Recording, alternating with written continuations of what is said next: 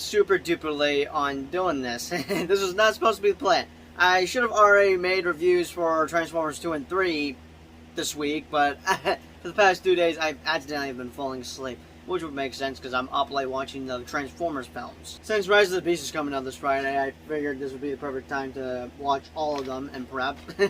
I've already watched 1, 2, 3, but also 4 as of last night. I gotta watch this, but this, and I'm all caught up. So though, I could do a double movie review where I talk about my thoughts on 2 and 3, but I should probably get this done quick. That is if I don't keep talking for too long. Now let's go back to another review of the channel, so yeah. Like I said earlier, Rise of the Beast is coming out this week, and this would be the perfect time to review all Transformers films and prep for Rise of the Beast. I have finished making a costume of Optimus Prime, sort of. I'm just waiting for the spray paint to dry. Whether it's 30 minutes or an hour or 8 hours, I don't know. I guess it depends what type of spray paint I'm using. I have already reviewed Transformers, which was a while ago this week, and now I'm reviewing Revenge of the Fallen, which, I will say this, back when I was a kid, I basically had loved all the Transformers films, no matter what, but now that I'm older and have a better understanding with movies, I still like it, it's just... It's not as good as the first one. In fact, it's a major step down from the first one. And I did said this in my last Transformers review that the series kind of goes downhill after the first one. Well, except for 3 and 4, because those are the ones I really enjoy. And I'll talk about my thoughts on 4. But I can see why everyone is not so much of a fan of this movie. This is pretty much one of my least favorite Transformers films. I mean, there's some enjoyable moments here and there, but... It's not as good as the first one. And rewatching it, I'm shocked that there's so many sex jokes in this movie. And I probably should have said that, because who knows how many kiddos are watching this review.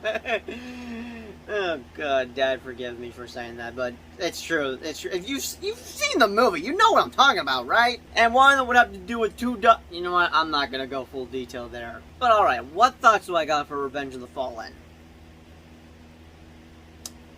Yeah, I barely have any thoughts, so I'm gonna try and make this quick. Let's just start off with some of the positives I got. I'm glad we got some returning characters like Sam Witwicky, but also his girlfriend, Michaela.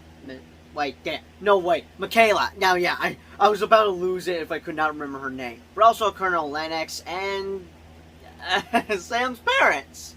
I can understand why no one would like them in these movies, but I can understand, but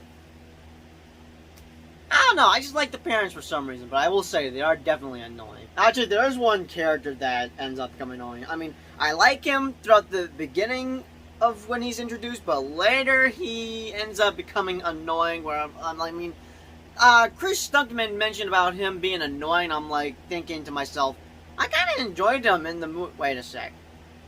I enjoyed him throughout the beginning of when he was introduced, but later on I was actually starting to get annoyed with him.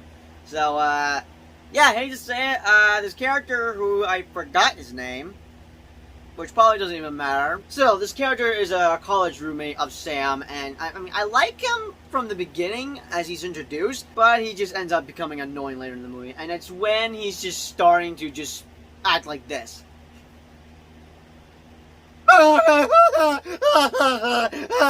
It's during around the final bout. That just basically, okay, I've had it. Okay, that's basically the, damn it, I can't find the right word. I try to like him, but at that moment, I was just like, okay, yeah, I can't take it anymore. I'm sorry. I try liking you, dude, but just why are you annoying? I'm sorry, but you just get too annoying later in the movie. We do also get another returning character who I forgot his name, but he's the actor that plays damn, how did I forget his name? He's in the Batman, the new one that came out last year. Falcone. I think his name is Falcone. If I don't, damn, oh my god. Something I probably forgot to mention in my Batman review, unless I have, and if I have, then I might as well bring it up anyways. I can see why people were concerned about him playing a character in the Batman, but once we saw his portrayal, we were like, oh wow, he was not the same dude we saw him in the Transformers films. He was a completely different character, which is a big positive for the Batman. But back to thoughts on Transformers. I got off topic bringing up about the Batman. I'm vengeance. Actually, imagine if Batman's Batmobile ended up becoming a Transformer. That would be cool, now that I think about it. It's nice to see him back, but oh my god, I cannot unsee this. I clearly have forgotten about this, but unfortunately I brought it back having to rewatch it, and that would be his bare bottom. Oh god, why Michael Bay? Now that I think about it, I'm basically talking both positives and negatives I got for this movie. Oh well. Now I'd say the final battle would basically be the good part of this movie, but honestly oh, sorry, that was a hiccup there. Now, as I was saying, the final battle for this movie is honestly one of my least favorite battles in the Transformer films. I mean, Egypt is cool and all, but it's just my least favorite. The only good action sequence we get out of this movie is pretty much just the forest fight scene between Optimus Prime going up against every single Decepticon that is just coming left and right. Again, left and right? Is that the phrase? Still. He's fighting a bunch of Decepticons in the forest, and it is straight up badass. Oh, and speaking about Optimus Prime, I don't know when was the first time I watched this movie, whether it was in theaters or on DVD, but I have to believe I probably had cried like a total baby when Optimus Prime was killed off, because I just couldn't believe that they killed off Optimus Prime. I'm like, what? They killed what? He's not gonna come back! And, yeah, Optimus Prime is barely in the movie because he gets killed off by Megatron and then is brought back to life by Sam with the Matrix that is supposed to bring back life energy. I don't know. I forgot exact details. Basically, it brings back a dead Autobot. Let's just say that. But it's also for the Revenge's device thing that's supposed to destroy the sun, which would be his evil plan. And, oh, speaking about the... No, wait, I said revenge? Okay, let me rephrase that. Not revenge. The Fallen. The main villain of this movie is the Fallen. And, if I had to pick which is the worst Transformer villain, it'd be the Fallen. I'm not a fan of him. I could give two shits about him. He's just one of my least... He's just, like, one of my least favorites. And, yeah, I'd say he's probably one of the worst villains I've seen on screen. But, yeah, at least Megatron gets more screen time. Unfortunately, Optimus Prime is dead almost throughout the entire movie, and the Autobots are kind of sidelined. I mean, again, in my last review, there was barely any screen time for the Autobots and Decepticons, but for the rest of the Autobots here, yeah, we barely see them, other than Bumblebee and those twins that are tagging along with Sam, Michaela, and Sam's college roommate that I cannot remember his stupid name. I swear it's in the back of my head, but I'm not gonna bother trying to remember, because yeah, he's pretty much a forgettable character. I'm sorry, he just got too annoying later in the movie, I hate to admit. But yeah, overall, there are some fun moments here and there, but Revenge of the Fallen is just my least favorite of the series, unless The Last Night is my most least favorite.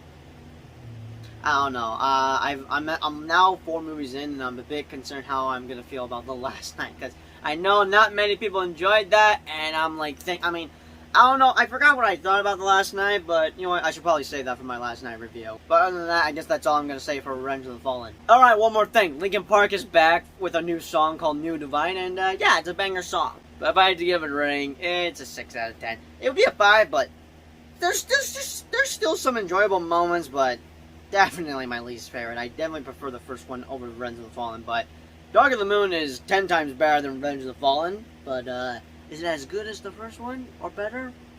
We shall see. All that being said, those are just my thoughts with Transformers Revenge of the Fallen. Be sure to let me know your thoughts in the comments down below. And as always, I'll see you all in my review for Dark of the Moon. Whether I record that right now once I'm done editing and uploading this, or it'll be tomorrow. I don't know. I would like to finish my review series before I go see Rise of the Beast tomorrow. And I would do a hype trailer, but I've barely made any videos about Transformers. I only have like 2 trailer reactions of Rise of the Beast. I could try to do like an intro hype thing for the movie vlog like I did with the Batman, because I didn't want to do a hype trailer for the Batman, but I was a bit late on that, so the intro for that movie vlog had to do. But as always, I'll see you guys in the next review. Peace out.